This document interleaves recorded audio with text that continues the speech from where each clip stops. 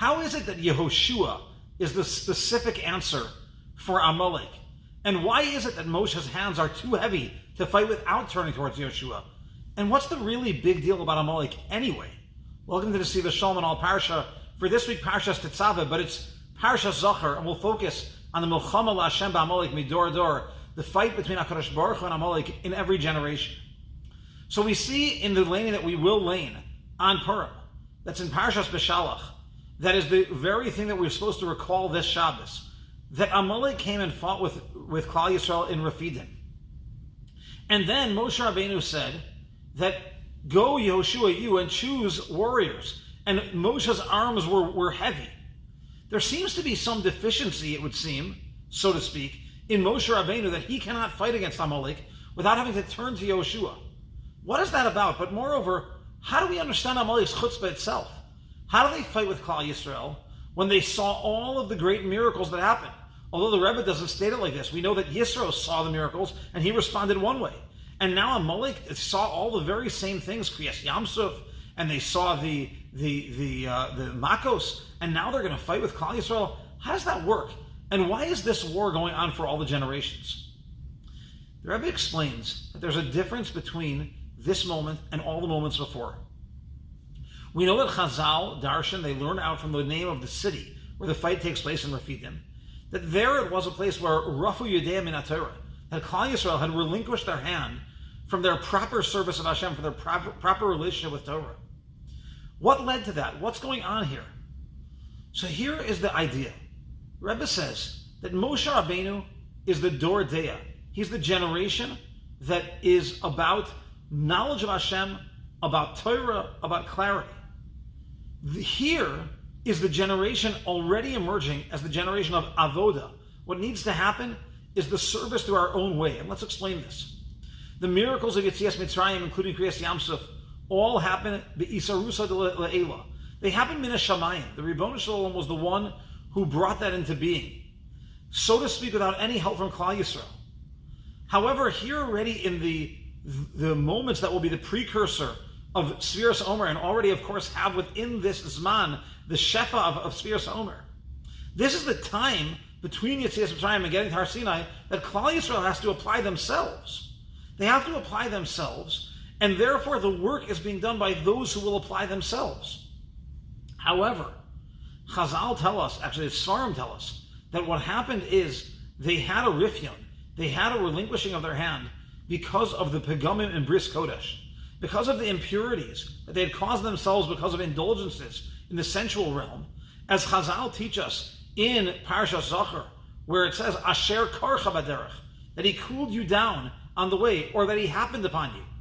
However, there are three pshatim in Rashi: happened upon you, cooled you down, and also that karcha means milashon tuma, from the word keri, that there's an impurity. Klal Yisrael had become impure through their own indulgences. And we know, and so says the Yesod HaAvodah, that when a person fails against the Yetzer Hara, the great attempt of the Yetzer Hara is not simply to get him to sin, because for the sin, he'll do tshuva. But the greater attempt, says the Yesod HaAvodah about a Yid sinning, is that he's going to depress us. He's going to lead us to a moment of rifyon, of giving up on ourselves, of not believing in ourselves. And that rifyon of not believing in ourselves, when it was our time to apply ourselves, is what was going on here because of the deficiencies they had created through the mistakes they had made. And if that was the case, Moshe Rabbeinu said that the Dor Deah, the generation of knowledge, generation of Talmud Torah, the generation that is not ovdim in simplicity, it's the wrong generation to fight. V'idei Moshe kveidin. Moshe didn't have, so to speak, that koyach to do it. So he said to Yehoshua, Bechar lanu an Hashem. Because the Pasuk says in Yehoshua, Vaya'avod Yisrael es Hashem kol yemei Yehoshua.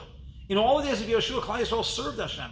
In fact, the Rebbe in Parshas Pinchas, in an epic piece, talking about Karbanos, explains that it was only once Yehoshua had been established as a leader of Klal Yisrael that we find in Parshas Pinchas, that there the Torah teaches us about the Karbanos. Because the Yehoshua's door was the door of Avoda.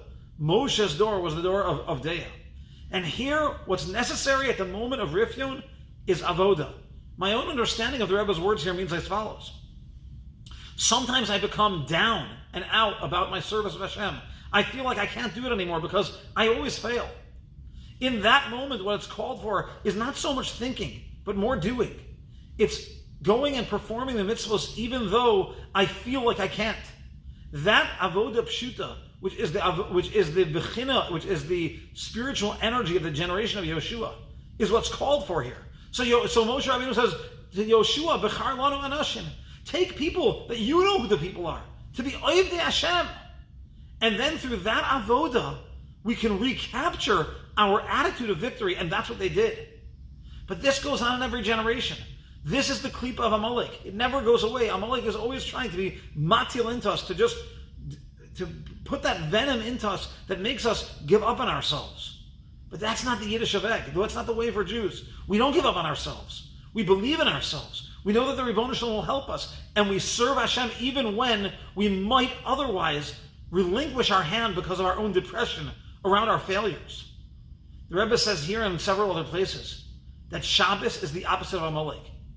Because Zachor, Eis Asher Asalacha Amalek, is on the one hand, remember that, and Zachor Es Yom HaShabbos L'Kadsho, remember the Yom HaShabbos to sanctify it. And this is the very reality of Shabbos. And we should feel it every single Shabbos. I know many of us do.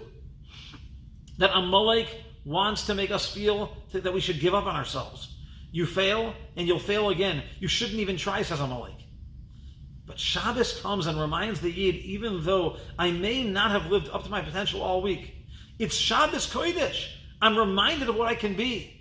Here in our community, I often say that in this world, there is a war between the body and the soul. And in that competition between the body and the soul of who will have supremacy, the body has home court advantage here in Olam Hazeh, in this world of temptations, a world of difficulties. But on Shabbos and Yontif, suddenly the Yom HaDinishmasa, the soul, the neshama, wrestles back that home field advantage. There's a tilt towards the ability of the soul to take over and to be that way. And that's the beauty, although I know it's very hard, especially on the Jewish mothers out there. It's very hard to make a 3-day Yontif, which we have coming up Pesach. But a 3-day Yontif is 3 consecutive days of home field advantage for the soul, of victories coming easily, of what it means to be a Yid, being on the front of my feelings. Not chas v'shalom, using the Shabbos Yontif to simply indulge in physicality of fancy foods or long naps. But to be an Eved Hashem par excellence through the Shabbos. That's Zachor Es Yom HaShabbos. Remember the Shabbos. That's what fights back. It reminds a Yid, even though I may have failed, I can rise again. This is the avoda of a Yid, the avoda of Yehoshua. This is the fight back against Amalek. That Zachor and this Zachor are corresponding and they are equals. Let's use every Shabbos and let's penetrate through any moment that we feel I can't. To say, even though sometimes I don't live up to my greatest potential, I'm not going to let Amalek really get me.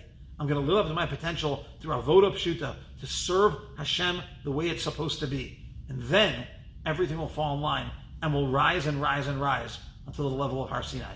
Have a great Shabbos.